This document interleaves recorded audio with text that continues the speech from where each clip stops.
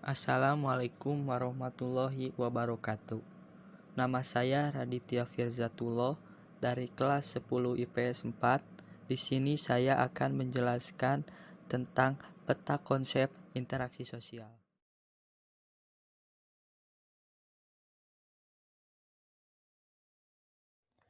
Pertama-tama, kita harus tahu dulu pengertian interaksi sosial. Interaksi sosial merupakan bentuk pelaksanaan kedudukan manusia sebagai makhluk sosial. Artinya, berbagai bentuk pergaulan sosial menjadi bukti betapa manusia membutuhkan kebersamaan dengan orang lain. Kita baru menyadari bahwa kita adalah makhluk sosial saat berdiskusi dengan teman, ditegur orang tua, bertengkar dengan tetangga, dan bentuk interaksi sosial lainnya. Lalu, ada syarat-syarat terjadinya interaksi sosial. Yang pertama adalah kontak. Kata kontak tidak hanya berarti saling menyentuh secara fisik atau berhadapan langsung.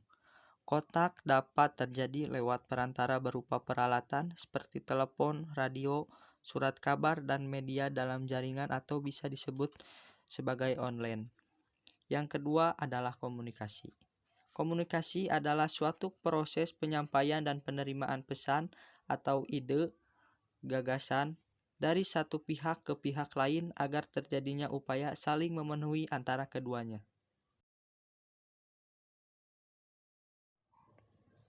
Lalu, setelah syarat-syarat terjadinya interaksi sosial terpenuhi, muncullah faktor-faktor pendorongnya yang terdiri dari 5 faktor. Yang pertama adalah imitasi. Imitasi adalah tindakan sosial meniru sikap, tindakan, tingkah laku, atau penampilan fisik secara berlebihan. Yang kedua adalah sugesti. Sugesti adalah pemberian pengaruh atau pandangan dari satu pihak ke pihak lain. Akibatnya, pihak yang dipengaruhi akan tergerak mengikuti pengaruh atau pandangan itu dan menerima secara sadar atau tidak sadar tanpa berpikir panjang. Yang ketiga adalah identifikasi. Identifikasi adalah kecenderungan dalam diri seseorang untuk menjadi sama dengan orang lain. Orang lain yang menjadi sasaran identifikasi disebut sebagai idola. Kata idola berarti sosok yang dipuji. Yang keempat adalah simpati.